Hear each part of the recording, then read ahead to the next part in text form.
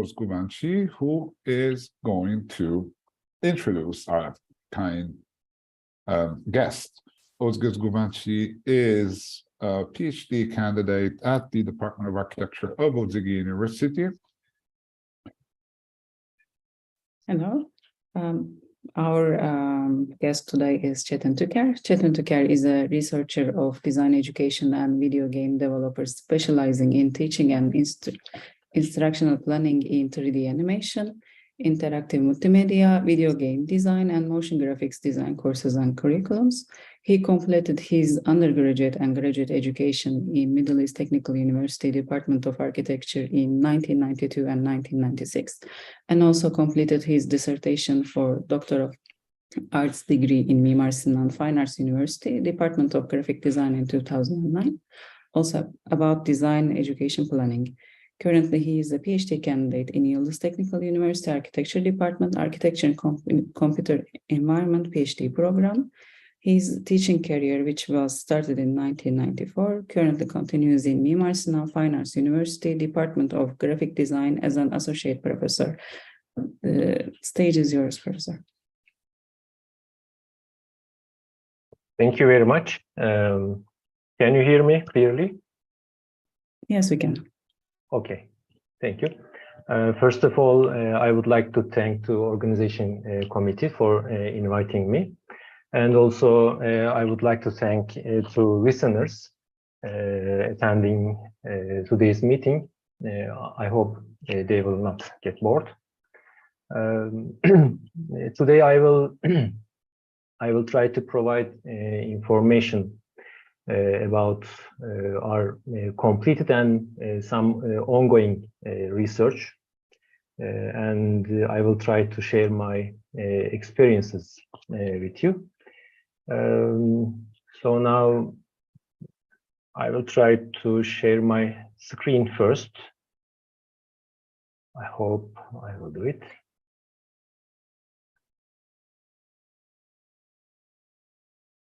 Okay, everything okay? Yes, everything's okay. So my presentation plan today includes 3 examples. All projects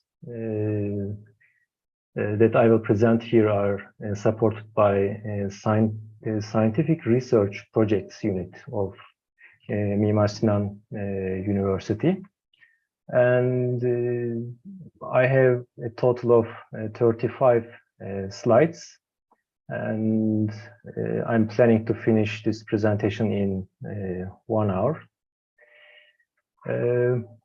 Actually, in my department, we are not developing technologies for VR, but we use VR technologies to improve and enrich our design education. So we investigate best practices, human-computer interaction during education, how students feel during education while using this kind of technologies, what we can do to improve processes, and finally, I think the most important part, is it necessary, or if it is necessary, when it is necessary to use VR for design education. So I have 3 studies. First one, developing the spatial skills of design students with educational play-based computer applications. Second one, I will present a sub-study under this topic. That is, then the main topic of the project is investigation of distance design education processes in a virtual reality environment in the context of educational dynamics. So it's a larger topic. I will present a narrow study here. Third one, again, it is a larger topic. Title is Detection and Acquisition of Letterpress Printing Equipments in Turkey. and it is transferred to the distance education environment by making use of today's technologies. So the first two are mostly related with architecture education, but the third one is related with the graphic design education. As I am an architect, but working in the graphic design department, so I try to study on both areas. So let's see the first study, aim and method. The aim of this study is to investigate the student experience during spatial and object visualization training while using VR and paper pencil media. This is a mixed method study, so we did qualitative and quantitative measurements and collected data, and comparing efficiencies of VR against paper pencil training, which is the classic method. And we collected and analyzed data with personal interviews mostly, as we have only 16 students divided in 2 groups. And we used as the media VR, and on the other side, pencil, paper. So what is visualization? It is not a complex area. Sorry, it is a complex area, but the definition is not that complex. We imagine objects and spaces in our minds. That is visualization, very simple. We manipulate objects in our minds, rotate objects, we cut objects, or we construct objects and spaces from two-dimensional orthographic drawings. The image you see on the screen now is, it is called a glass box. Like you have a wooden object at the center and the glass box around it, and you project the points to the surface of the glass box, and you draw lines to create the two-dimensional projections. We use this kind of projections in architecture or related design areas like industrial design. When you try to design an object or a space or a building, you have to use this kind of drawing notation to communicate between other designers. It is complex because when novice students start learning or start their educational life in architecture faculty, we expect them to understand and create this kind of drawings. They have to create three-dimensional drawings by using two-dimensional drawings, or the other way, they have to create two-dimensional drawings by using three-dimensional drawings.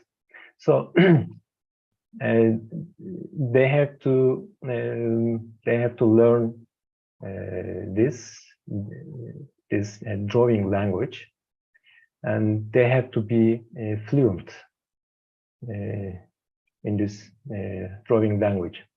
So how did we design our research? This is the flow chart of the research. We choose that was an open call actually. 16 students applied. 10 of them were females and 6 are males. They are not architecture students, they are graphic design students. Graphic design students have no experience on three-dimensional drawings or three-dimensional objects. Graphic design is mostly related with two-dimensional surface. That's why we choose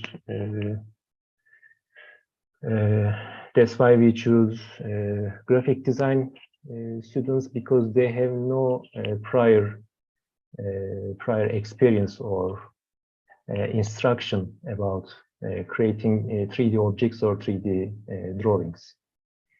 So they are like empty papers, white papers. So we divided them into two groups, 8 people each. First group is VR group, the other group is paper pencil group. First of all, we did some pre-tests, mental rotation test, and a survey with open-ended questions. Then a short cross-training was applied. VR group was instructed about creating three-dimensional isometric drawings on paper, and paper pencil group instructed how to use VR equipment, and they experienced a VR house in HTC Vive's demonstration. I think that was called a hill house or something like that, a house created on a hill. I cannot remember the name. Then we start training. VR group trained in our VR application. Paper pencil group trained by using standard training procedure. They created, they did examples like creating 3D isometric drawings on paper by using orthographic drawings, two-dimensional drawings, plans, elevations. Then they created two-dimensional drawings by using three-dimensional drawings. Then we make a final test. VR group tested with paper and pencil, and paper and pencil group tested with VR equipment. Then we collected their personal experience data with open-ended questions with a survey, and analyzed. There were only 8 people in each group. Sorry, before going there, I have to show you the environment. As I mentioned before, we are not trying to develop technologies or immersive environments. Actually, in this project, we are not interested in that kind of immersive environment. We were just trying to understand how students experience this kind of educational environment, and we were trying to understand if they are learning the process or not, especially in VR environment. So the VR group studied like this. This image was created in 3D Studio Max, so it is not from the VR application, but the application was as simple as this. They only see a piece of paper in 3 dimension. These 3 drawings can be used to create this kind of wire frame. It is called wire frame. A wire frame object. Right-hand stick draws on air, left-hand stick clears the line if it is not correct. The system worked like that. So our results, our learning outcome was same. We were expecting that. In theory,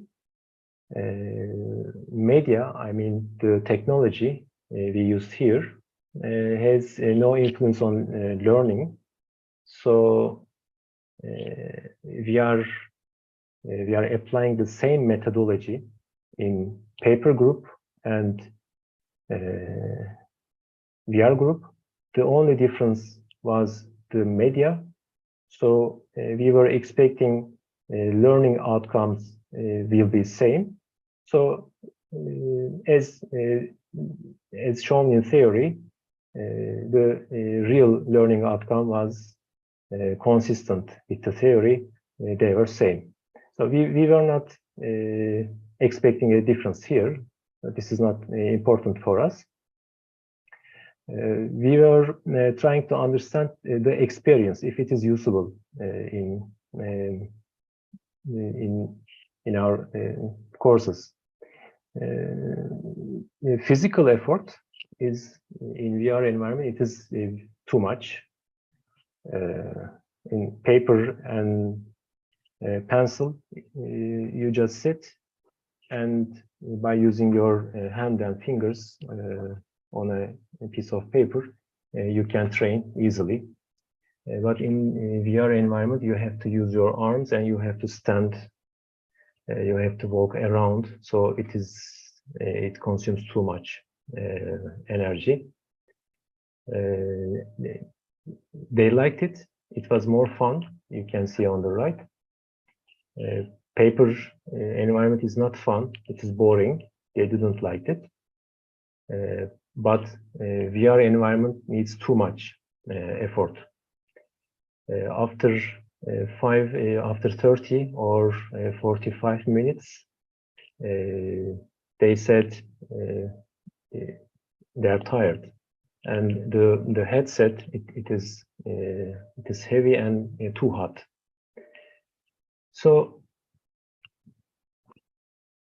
we conclude that for novice learners, VR can be an option because of it is fun.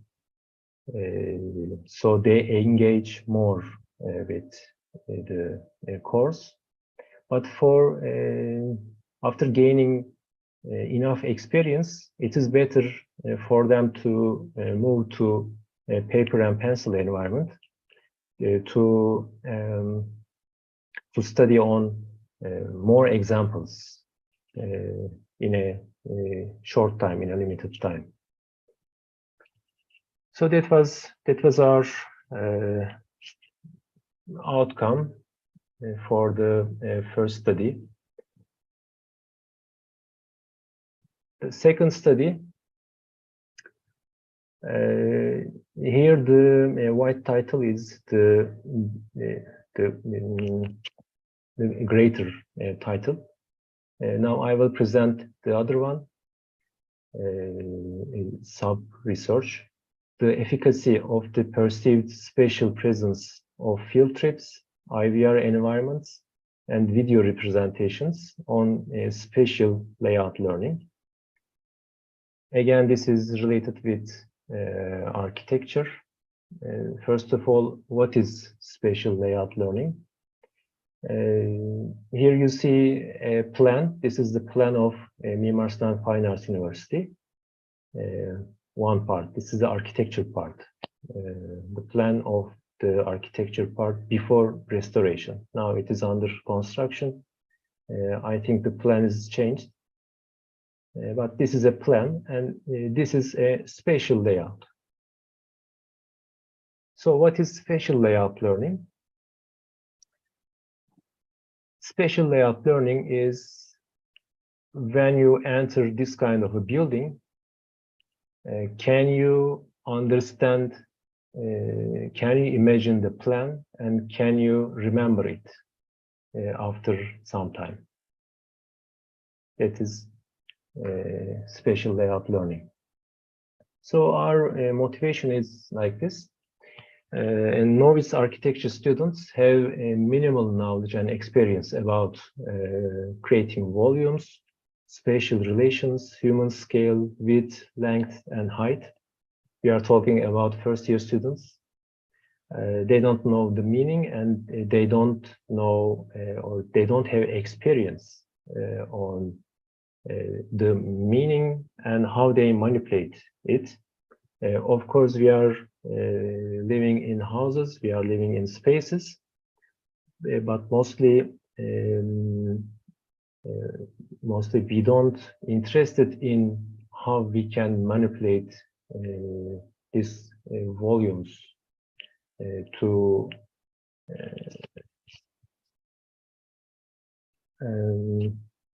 create some kind of to fulfill some kind of functional needs. So when students come to architecture faculty, their teachers, instructors want them to manipulate these properties, volumes, spatial relations, human scale, etc., to find solutions to some kind of spatial problems. So they are very new using them. And first of all, they have to understand what is a volume, what is a spatial relation, what is human scale, how human scale and spatial relations change if they manipulate height, width, and length of a space. So they have to experience this kind of basic definitions. So to gain experience, they are educated in investigations on plans, sections, and elevations of a building. Here you see an architectural drawing. It has two plans, two sections, and two elevations. So an architecture student have to learn how all these drawings can create a mass and the volumes, and the student must imagine all these in their mind. They have to imagine it. So, as we know, novice learners have minimal skills on reading this kind of technical drawings and constructing plans in their minds. We know it. So we try to teach them. We want them to gain experience this kind of drawings and the connection between drawings with the real situation. So we try to move them to some kind of sites, real constructed buildings. They are mostly masterpieces. So they see the building and feel it, and they try to relate the mass, the real building, the real space with the plan, with the drawing. So this is not easy. But they can learn it in time. But it is still time-consuming for school. You have to carry the student to the building, show it, and you have to take them back. And it is expensive. Architecture faculties are very crowded. So it is not easy to carry that much student to every building, and mostly masterpieces are not they are separate. They are scattered around the world. So you cannot take them to United States, for example, to show a masterpiece. So it is not easy. Okay, so what can we do? We said, okay, we can use VR. It is obvious. But we have to understand, we can use it, but will they learn something from VR experiences? So the aim of this study is to compare the effectiveness of field trips, VR environments, and video and photo representations on spatial learning. Video and photo representations are the second choice. We are using them. When I was a student, we were using them for everything. It was there were no internet that time. It was last century, very old. So, for example, in architectural history course, instructor shows us the photographs of a famous masterpiece. Okay, photos are okay, but it is not easy to understand the real space from a photo. And mostly you cannot go there to experience it. If you have money, you can go, for example, in Italy, you can experience a lot of masterpieces, but it is not, yeah, it is time consuming and expensive. You have to find money and time for that.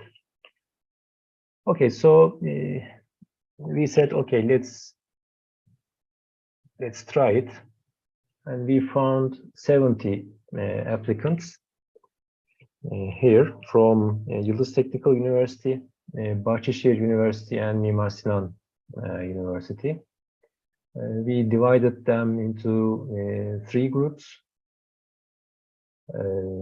One control group and 2 experiment groups. I took a video from Mimar Sinan Fine Arts University Architectural Department. Here is the plan. It is 3 floors. Starting from the first floor and climbing up and walking around the corridors and going down to the start point. I took a video with my telephone. That was one of the experiment groups. Other experiment group is VR group. We modeled the building, and by using the teleport function, students traveled the same path, but as this is a very large space, they used the teleport function. For example, they teleported from one point to 3 or 4 meters away every time. So by, let's say, by jumping on the path, they traveled it. The video was like 11 minutes, and let's say the trip with teleport is like 7 or 8 minutes. And the other group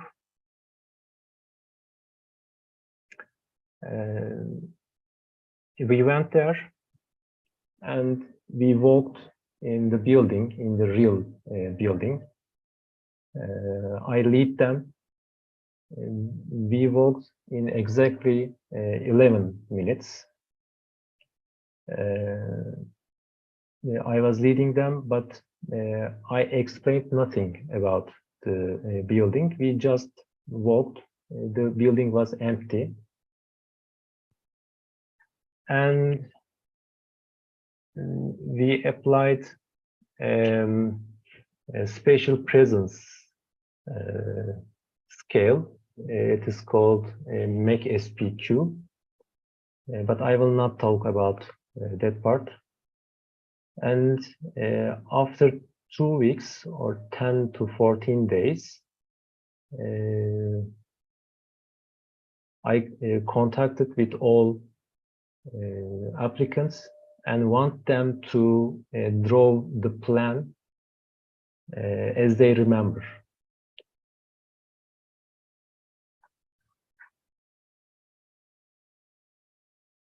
Okay. Of course, we tried to make everything same for different groups, but it is not that possible. For example, the field of view changes dramatically. We cannot control it with these equipment. The field of view of a human is like 120 degrees for a middle distance. But the camera, I used an iPhone 7 Plus. It was like 72 degrees. And an HTC Vive Pro field of view is 110 degrees. So it is not same. So the results I will present here can be affected by this, but we don't find better equipment. So coming to our findings, VR group scored highest in spatial recall test. Actually, when I see this, I thought I did something wrong because, as I mentioned before, by theory, VR group and real world group must score like same.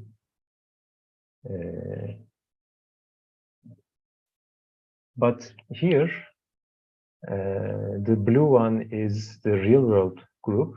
They scored very low.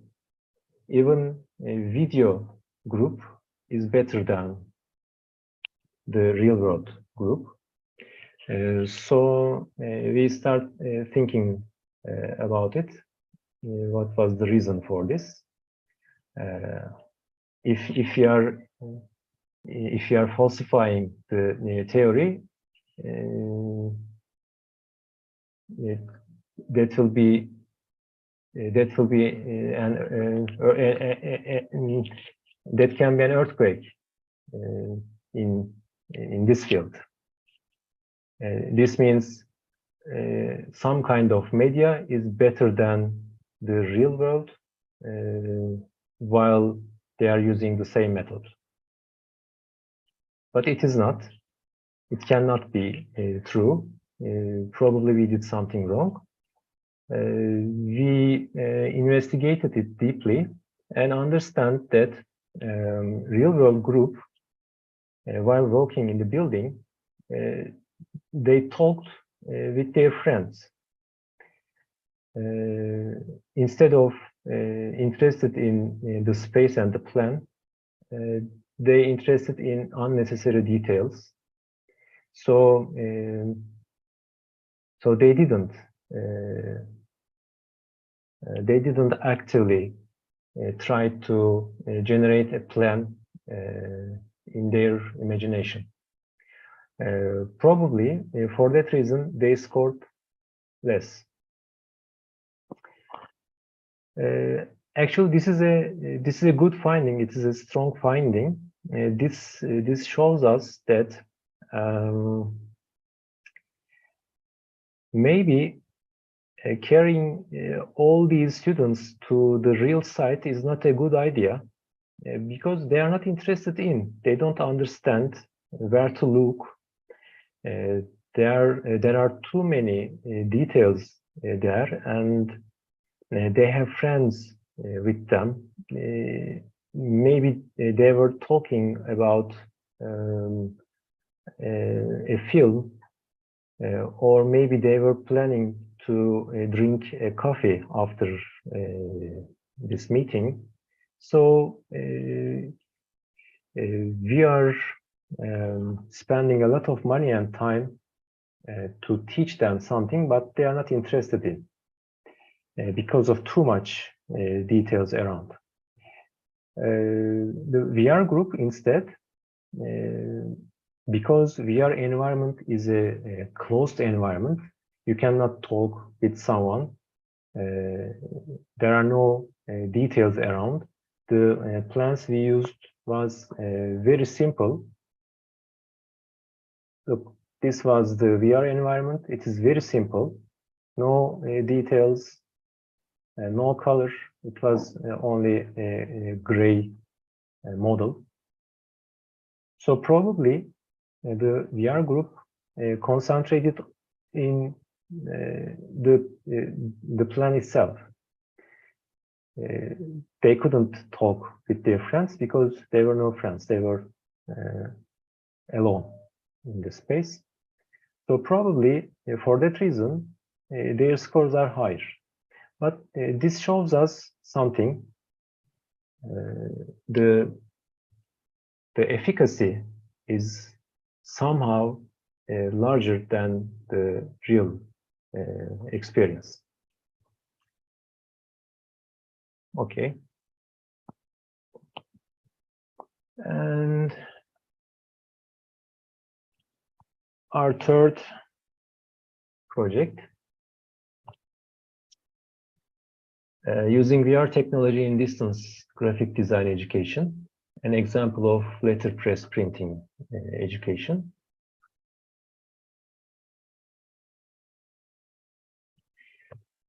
This is different. The first two was about architecture mostly. This one is focused on graphic design.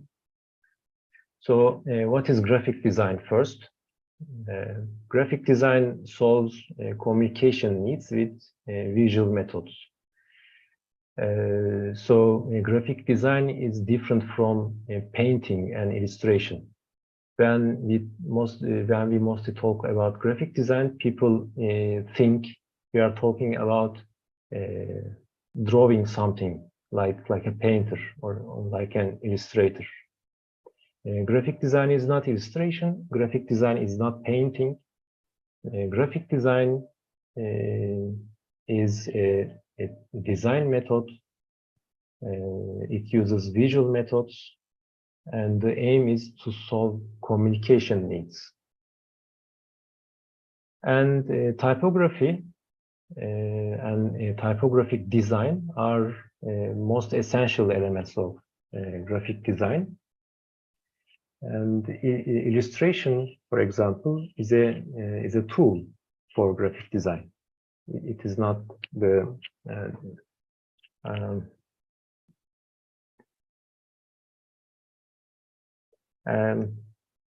it is not the focus point, but it's a tool, like photography. Photography is a tool also for a graphic designer. A graphic designer does not need to be an expert in photography or in illustration. So a graphic designer, maybe some graphic designers can be experts, but it is not a must. But a graphic designer must know and understand when and how to use a photograph or an illustration in the design, in his or her design, to solve a communication problem. That is graphic design. Again, the typography is an essential element, but today typographic designs mostly performed on computer screens with special software like Illustrator.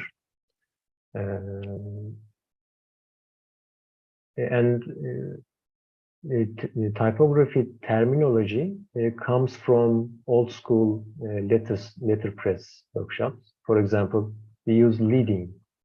Leading comes from letterpress workshop. So students mostly do not understand the terminology, context, relationship. They just take this terminology like some kind of words came from somewhere, and they don't know the context. So we want them to understand the terminology comes from the old school letterpress workshop, and everything they are trying to make on a computer screen is based on the old school letterpress technique. So to enrich the experience and conceptual knowledge of graphic design students in typography, we created a course. Its name is Letterpress Printing Workshop. In this course, students will learn to use a real letterpress printing workshop and experience the behavior and interaction of paper, ink, and lead letters.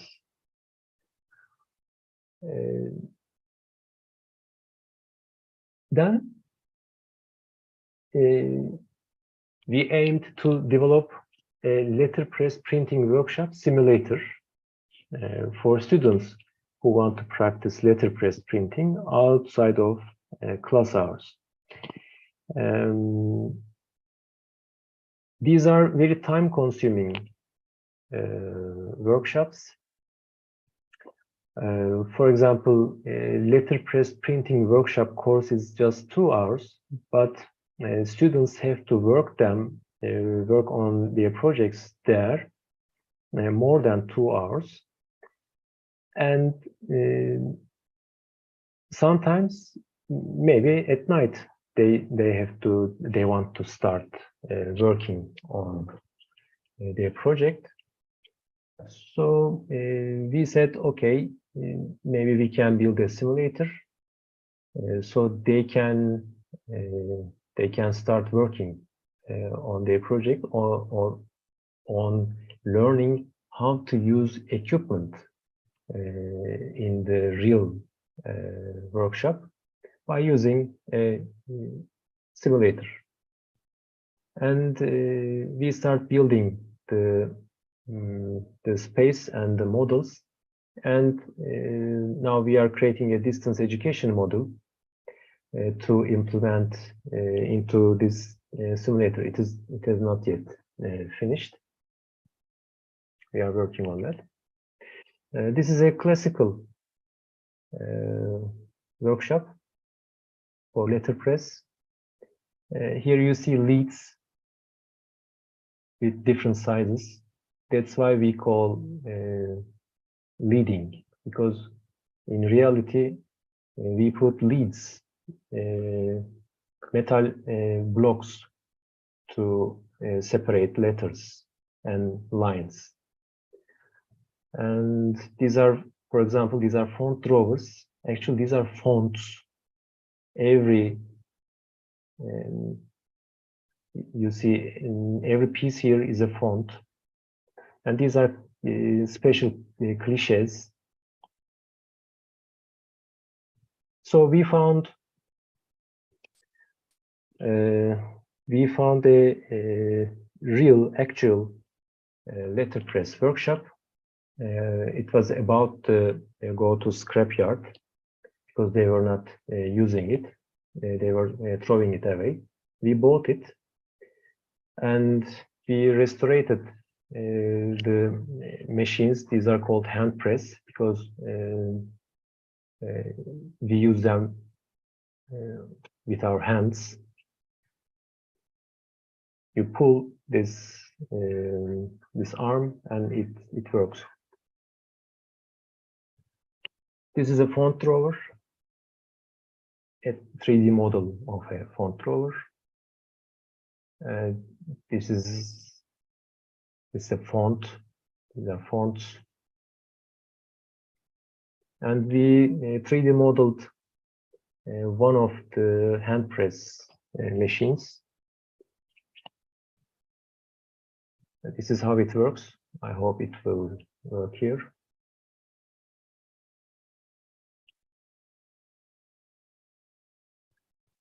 It's simple. The thing is, you have to understand the where to put the ink, how to calibrate these cylinders, where to put your lead letters, where to put the paper, and how you operate it. Students learn these kind of things by using this machine. And this will be our virtual workshop. It is like 7 by 7 meters a square plan with 4 meters height. As you see, the machines are not in the workshop yet.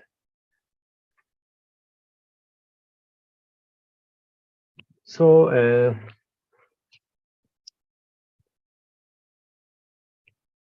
I think, yes, I have to start from here first. As I said before, we are going to implement a distance education module in this simulator. So this module will be consist of, I don't know how many, but more than 5 or 6 episodes, I think. These are learning episodes. Every learning episode is 5 to 7 minutes long. In every episode, you learn only a small bit of knowledge around this about the system.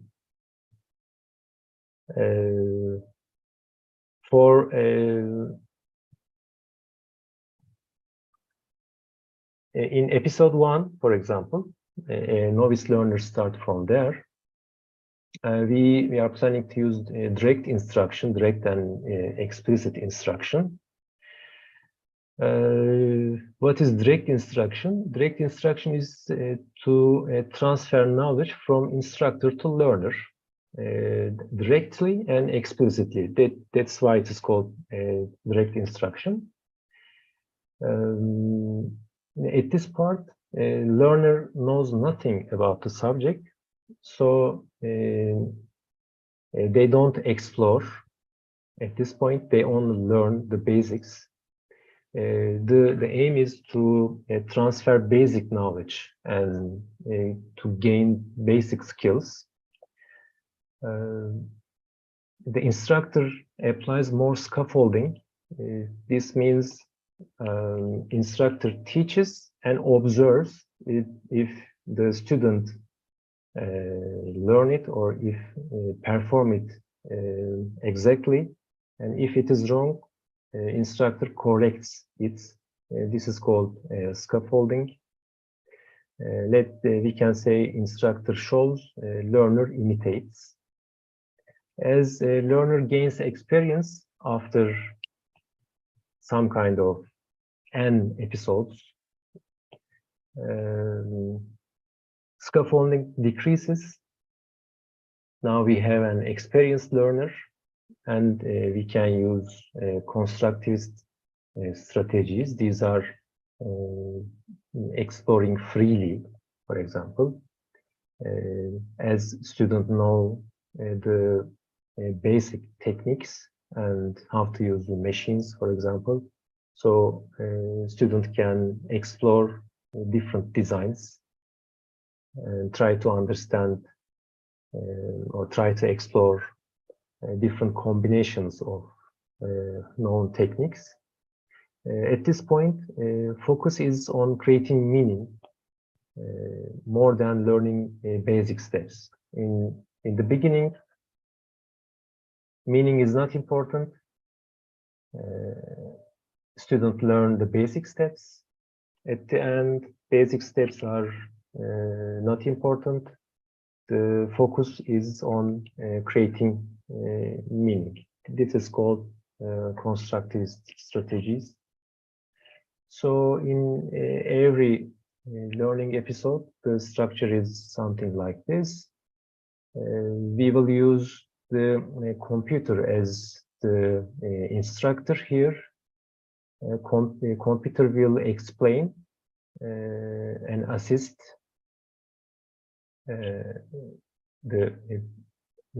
and transfer the basic knowledge and shows how to do it.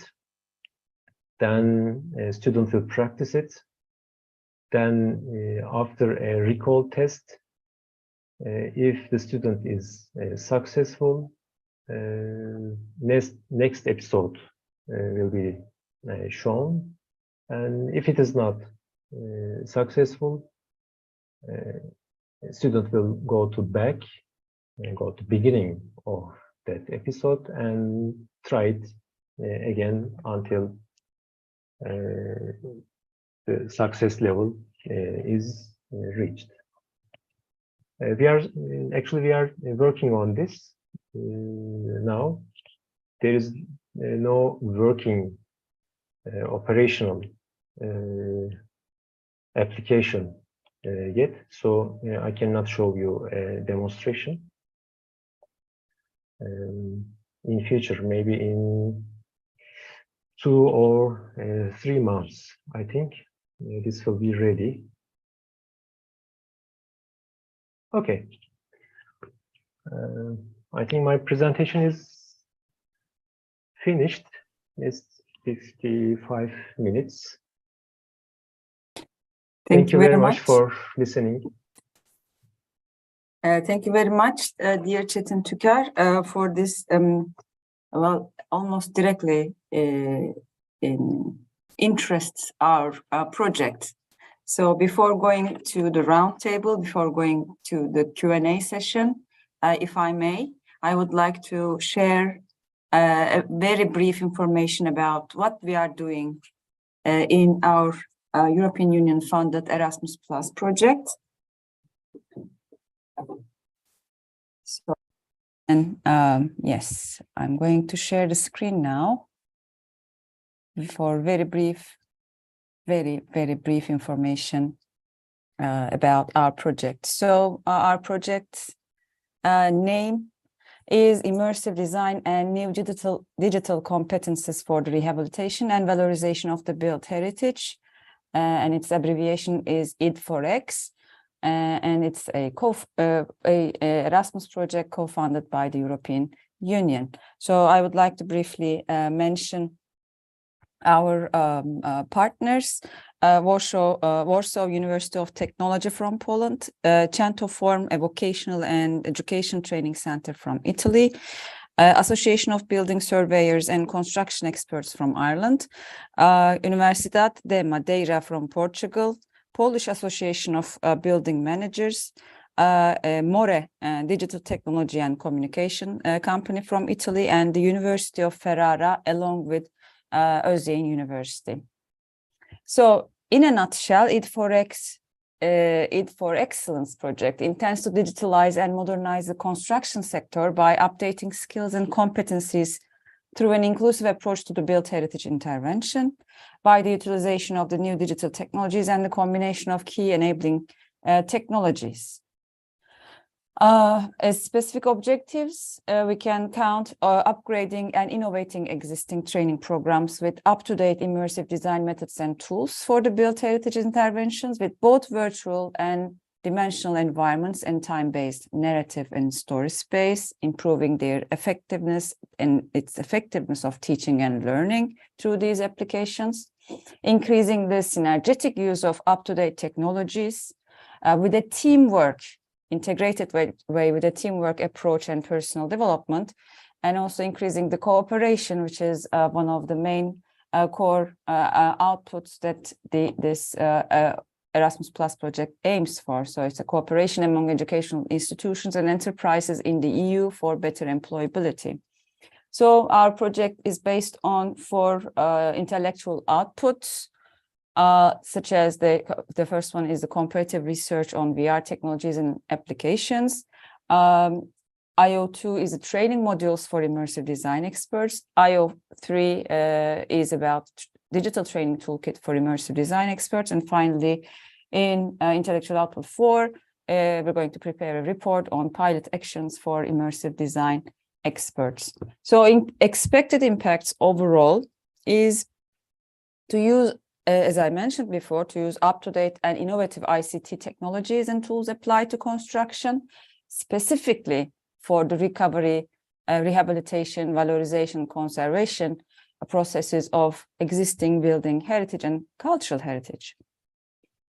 Integration of these immersive design techniques and technologies to the training and co-design development of a joint LTT offer focused on the rehabilitation process. So this co-design, cooperation is one of the core or quests for of this project. And also an open source comparative research and training set that can be used by a very large number of indirect beneficiaries is one of the expected impacts. Eventually, we are currently working on those stages. So very briefly, for the intellectual output 1, we prepared, each partner prepared their own case studies. So we prepared the Kora Church immersive experience as a case study, the Galata waterfront, city walls and urban tissues we worked on using immersive technologies and design tools with different environments and different group of students and instructors internationally. Also, we with again a collaboration.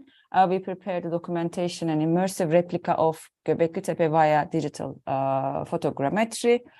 And also we presented for this stage documentation and preservation of Panagia Paramithia Church, which we also benefited from these technologies in our own design studios and architecture studios as well. And finally, we provided an we executed an international architecture and archaeology summer school for 2 consecutive years and during the pandemics, and we very much benefited and experienced this kind of a case study of providing an immersive environment for design technologies. So right now, we have just finished almost working on the training modules for immersive design experts, which is consisted of 7 modules, as you can see, such as the immersive technologies and tools, digital survey and scan to BIM protocols, immersive technologies for design and heritage contexts, then for construction, operation and maintenance, then the soft skills for renovating heritage buildings, green and sustainability skills, of course, and eventually managerial and financial skills, again, for digital heritage protection. And the last, in the recent future, we will be preparing, within the partners, we will be preparing an IDA4X mini pilot action for immersive design for heritage. It's going to be a 5 to 7 days training toolkits that consists of lectures, applications, and assessment. So very much in a nutshell, this is what I wanted to share with you. So with these QR codes, you can reach to our main webpage, the project webpage, and we also have the Facebook group. And you can have further information about the videos and the case studies and the lectures that we provided from this YouTube channel, IT4X 816. And yes, that is all very briefly what I was going to share with you. And in the chat right now, you can find the suggestions that Alessandro commits, so one of our group members, very kindly, he shared, if you like to share further have further information, or if you want to collaborate with us for any further parts of this project requires, please get into contact with us. Thank you very much for your patience. So, dear Çetin Tüker, thank you very much. I have my own questions, but first I would like to give the floor to our guests, invited listeners, audience, if they have any questions. Before Alessandro, anybody from our guests, maybe? Maybe with our questions raised, you can also contribute to the discussion. Okay, Alessandro, you're muted. Still muted.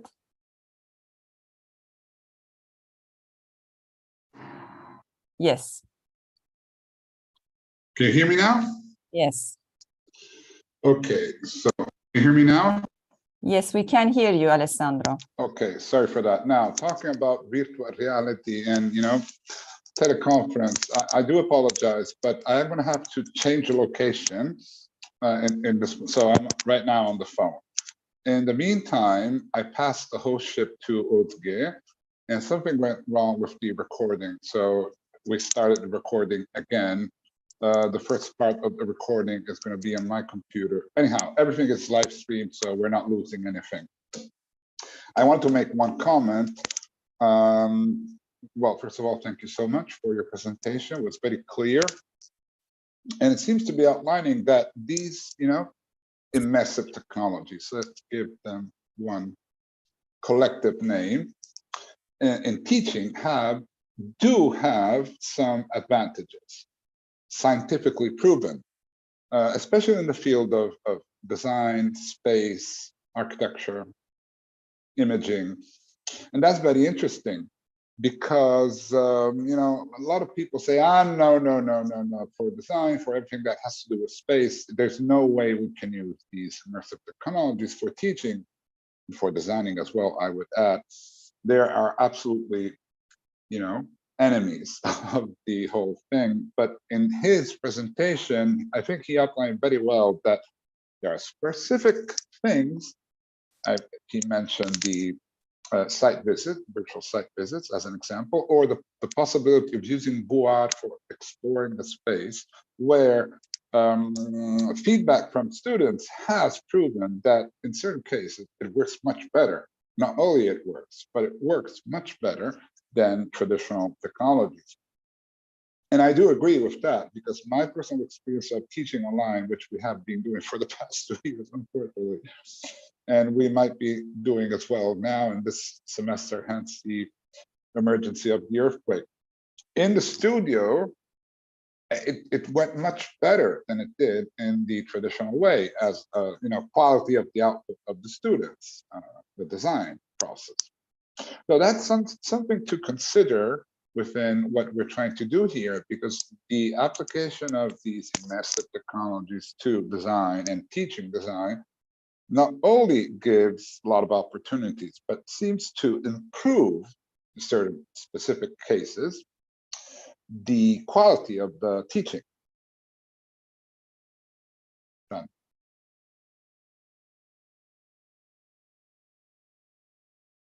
Okay. So, Çetin Tüker, would you like to comment on that? Yes. To answer this for me is not very easy because I cannot say yes, VR technologies will be better, or I cannot say no, it is not better. As I mentioned before, in theory, as Richard Clarke in 1994 with his famous article mentioned, media will never influence learning. I'm still on the Clark's side, so I don't think media itself has an influence on learning. So I can say, I can conclude, VR is not a better technology, but I have some. I have a lot of buts here. As I mentioned in my presentation, for sightseeing, for example, students did not interested in the site itself. They were talking because they don't know where to look.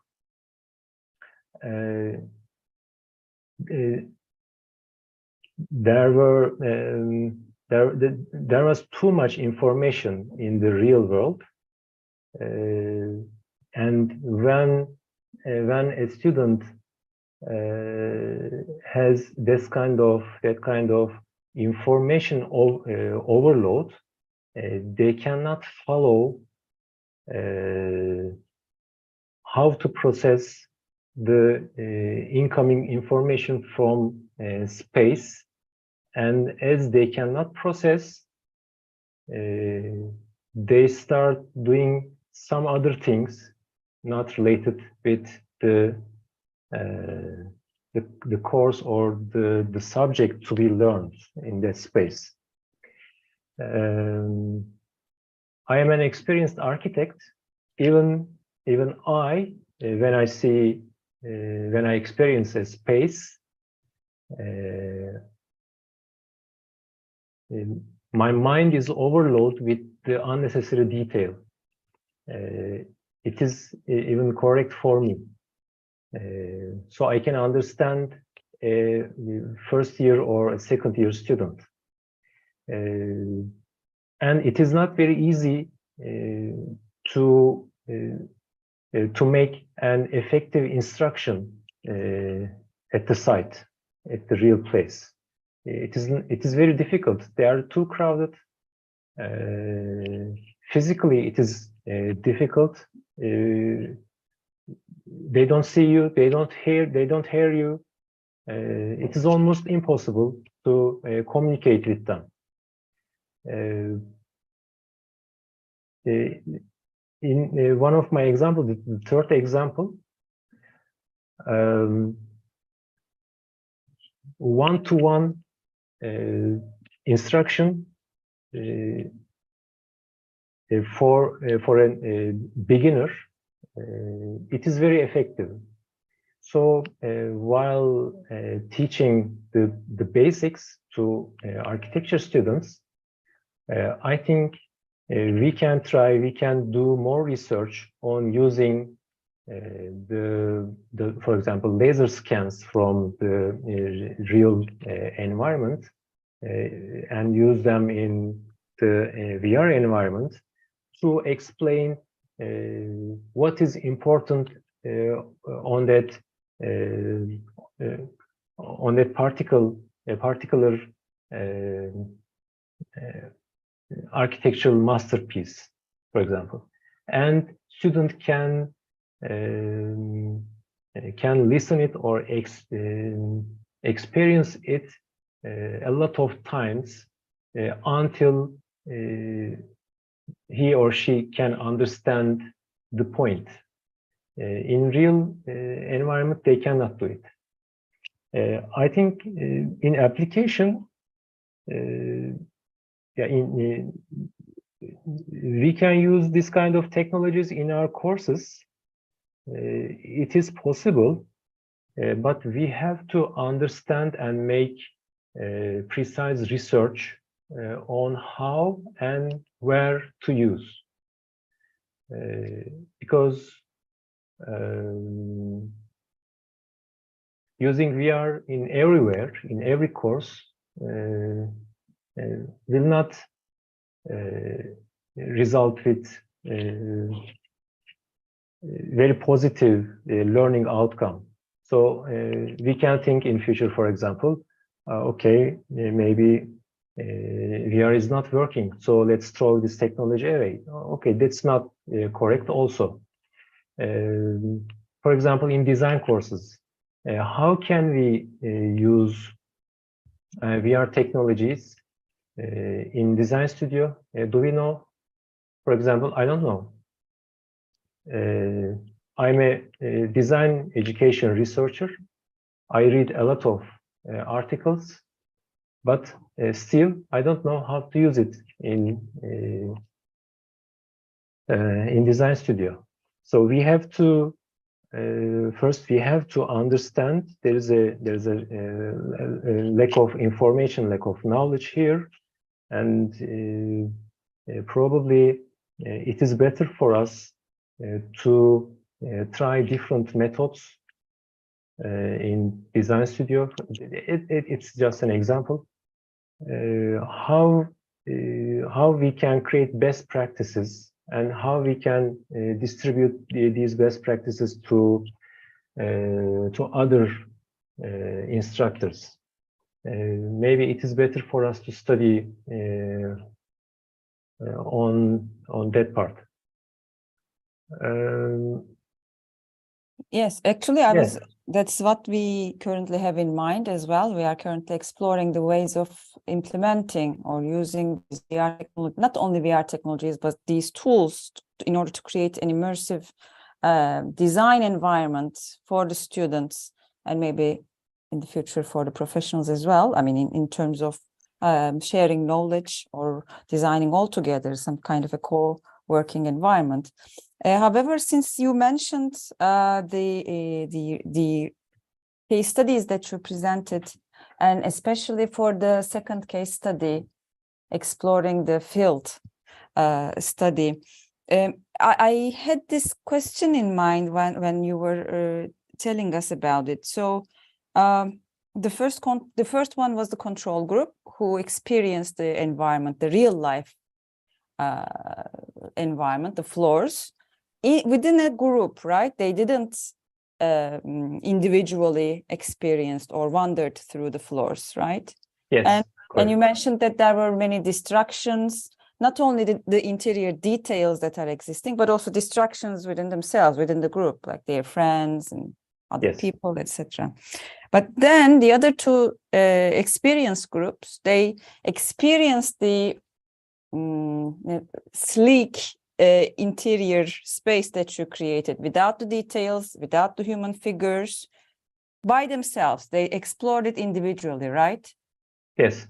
So I wonder how this result would have affected, either changed or not, I don't know, if the images of those interiors with the real time would have implemented on this 3D virtual environment, with the people, with the details, you know, the surface details and etc. And or also they experience the space itself individually by taking notes, I don't know, by using their own learning methods. So would it be really that different then? So that's what I wondered. So I still can't, you know, I'm not convinced that VR is a better way to explore the actual, you know, masterpieces, actually. So yes, that's what I had in mind. I wanted to ask this. Yes. And or comment on this at least. And my question was, it was very interesting because I don't know too much about graphic design and this teaching methods or the must learn information of these students about the previous, you know, these leads and letter practices and etc. So I was really wondering, since you mentioned these episodes, what was the outcome of this course in the end, what they were expected to learn? So because we have seen a space, we have seen a drawer and the shelves, right? And we have seen the machine. So does this workshop requires an I don't know, an application or implementation of the taking the leads from the shelves, printing their own paper, some kind of like this? Yes, Okay, then I correct. understand. So there Yes. is an interaction within Yes. this 3D environment. Okay, so Yes. that's very intriguing. Yes. First, I want to answer your first question. We are at the same point.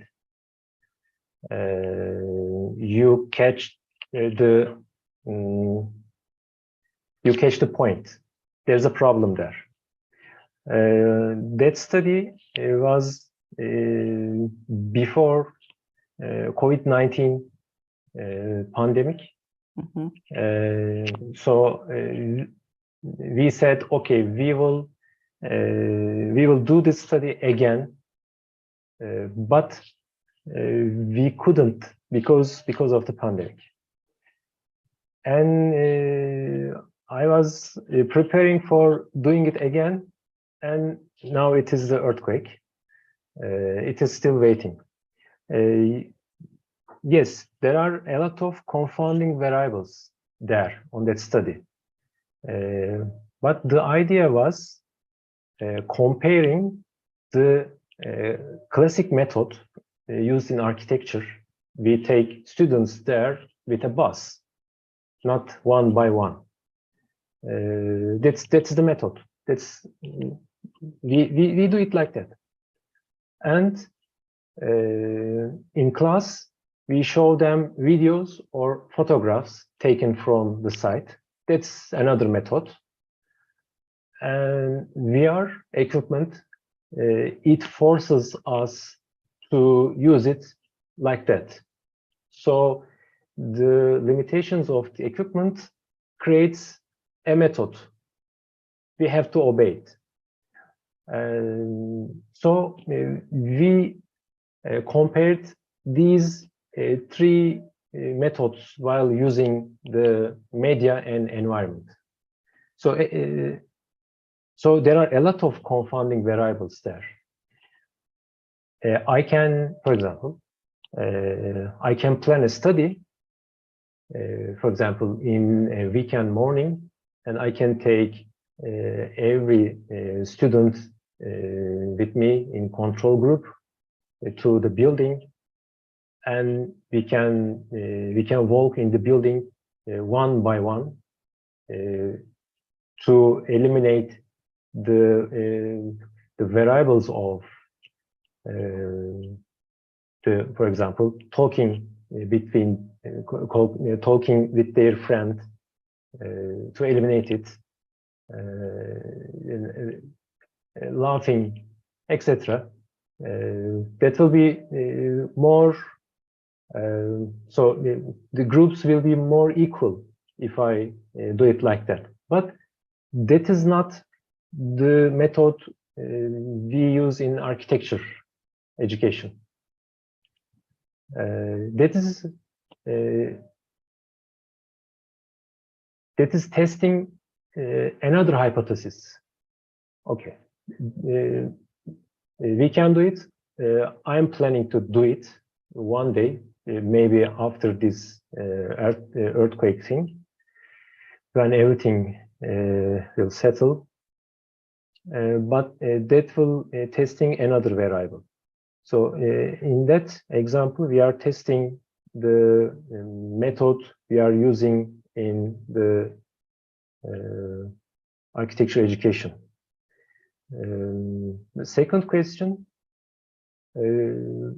in letterpress workshop, we want them to understand and learn the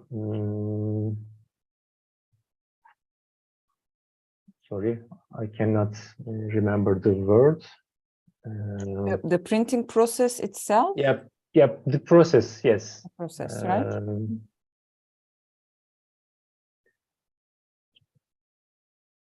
The order of things, because there is an order there. You cannot just take something from one drawer and do something and take something another drawer, and you cannot just paint that lead and put in front of that, it's called a screen, I think, or a frame. It's called a frame. You cannot put directly to that frame and start printing. You have to follow an order to use it. If you don't follow it, it will not work. For example, you can you cannot even hold in real life. I'm talking in real life. You cannot even hold with your hands all that lead letters because they are heavy. And if you are not that strong, it will collapse. So there is an order there. They have to learn the order first. And it is very easy for a simulator to teach this kind of orders. We are using airplane simulators, flight simulators to teach the order of things to pilots. So it is very easy. And again, in that simulator, they can also create designs. Of course, in some limits, it is not a real world simulator. With some limits, they can also create some kind of designs on their frame with existing fonts. And they will actually print it on a digital paper. It is possible. We will program it like that. And maybe they can create an PDF output from the simulator. So maybe they can, yes, that is not ink, that is not real experience, but a simulation of the real experience, and they can use a laser printer to take the output created in the virtual environment and take it to the real environment. That was the idea. So I think I answered Yes. all the questions, I think. Yes, I yes. hope. Okay.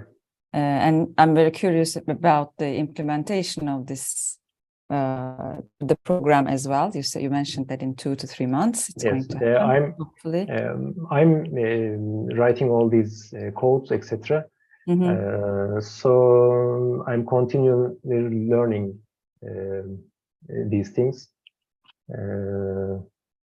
Yeah.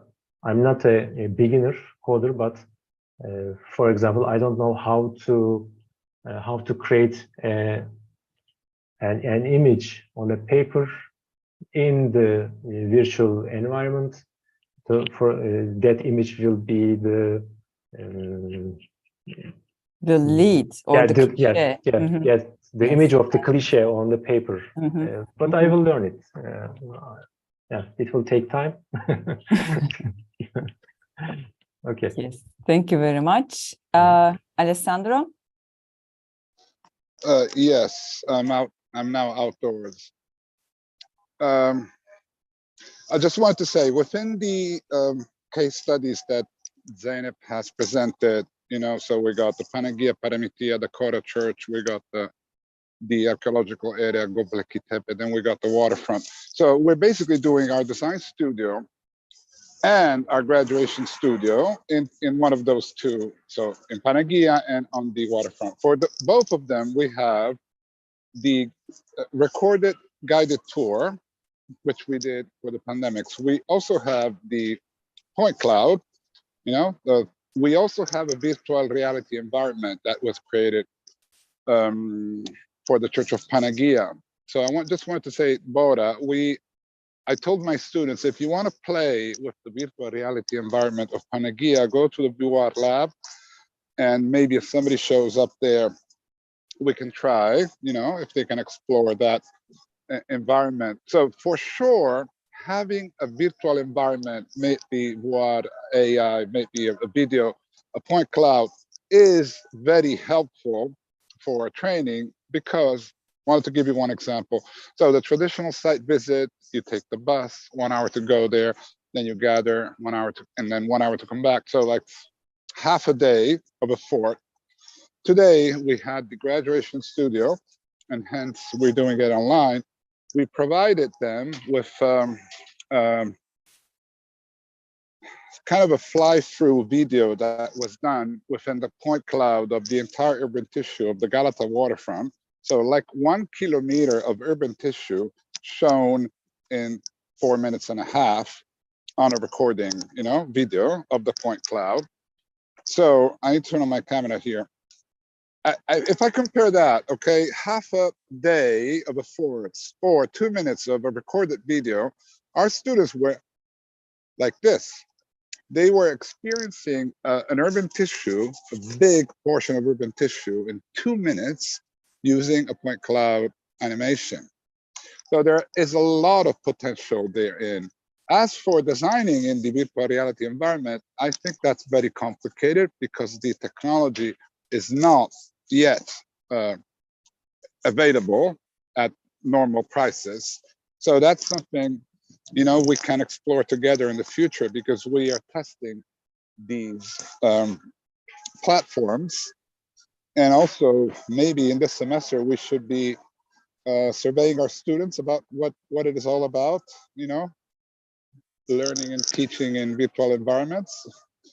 Okay, thank you very much. Thank you, Thank you. Alessandro, for the comment. So any other, yes, please.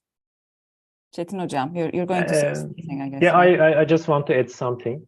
There are a lot of masterpieces in the world that I want to see, but I'm sure I cannot, because it is very expensive, the Turkish economics. And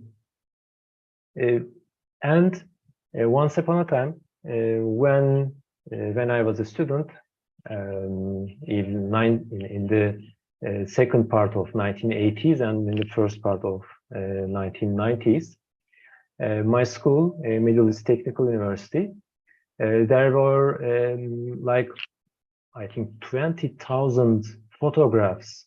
That was a collection of architectural masterpieces to be shown in courses.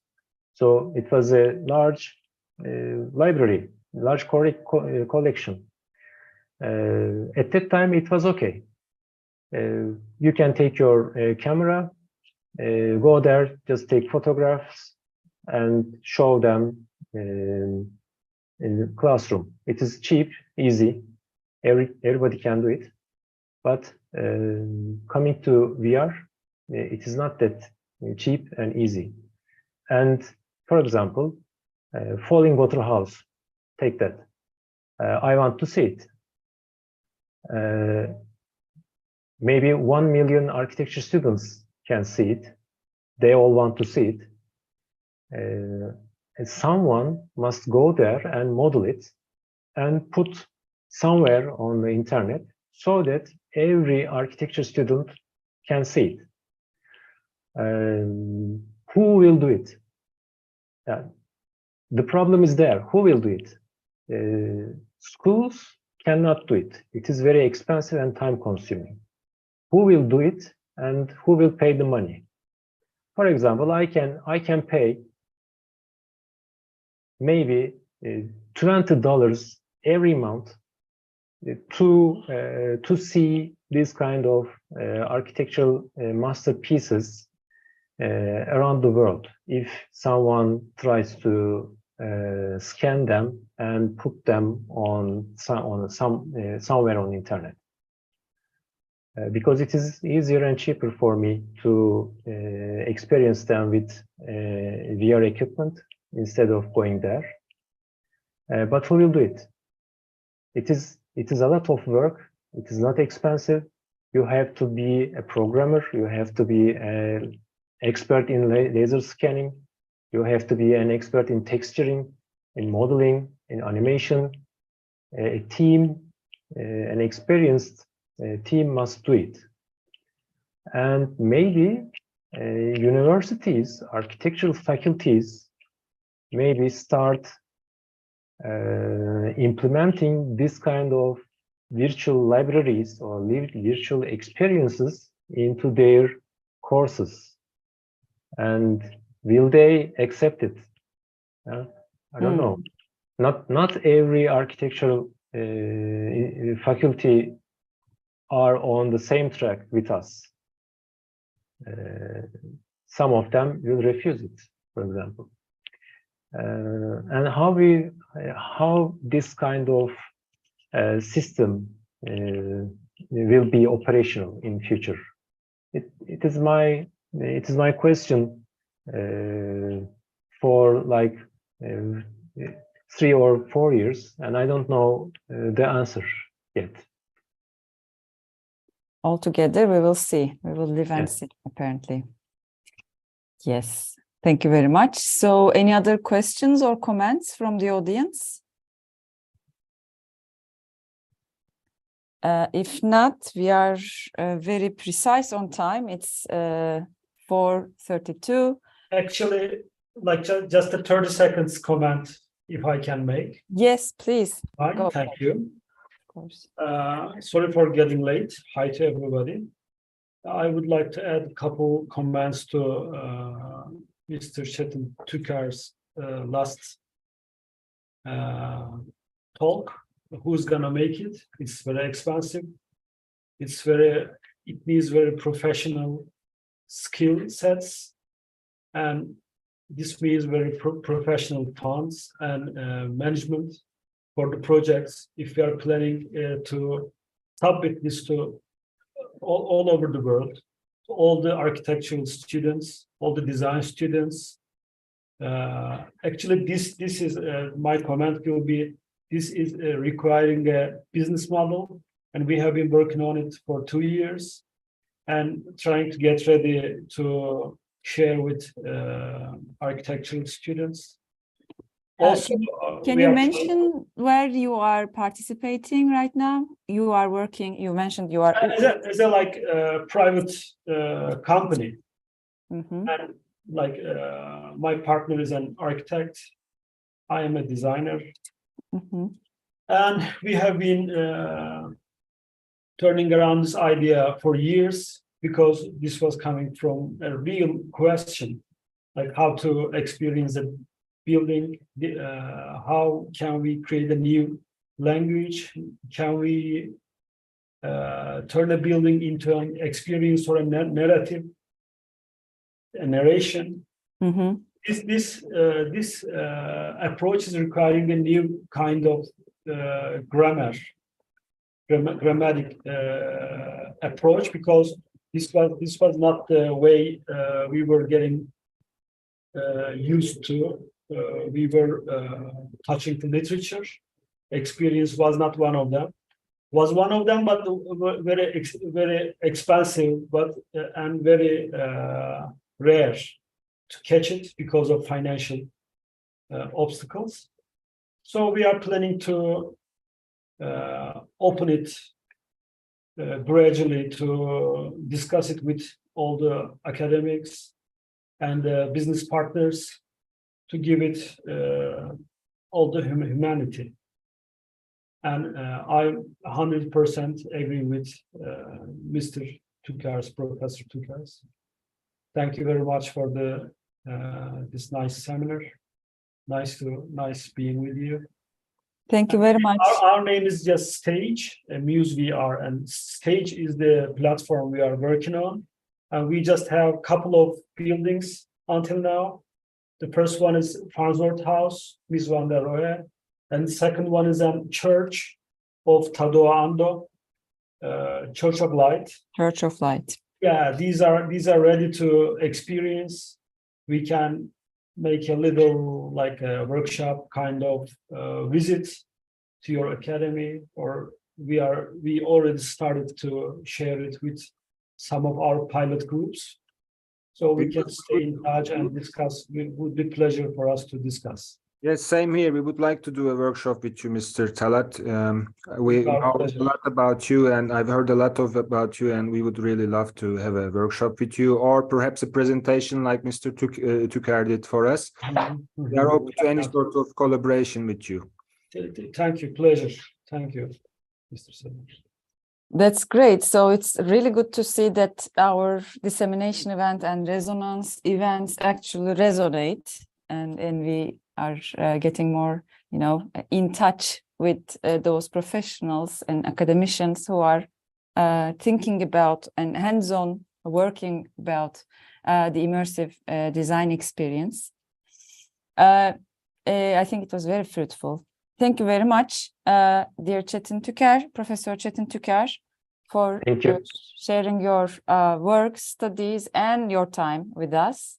And to all the participants, I would like to thank you for being with us today. We are going to have at least another seminar on this project and subject. We're going to share it with you as soon as it's certain, the time and date. So thank you very much. Hope to see you in the next event. Thank you. Bye-bye.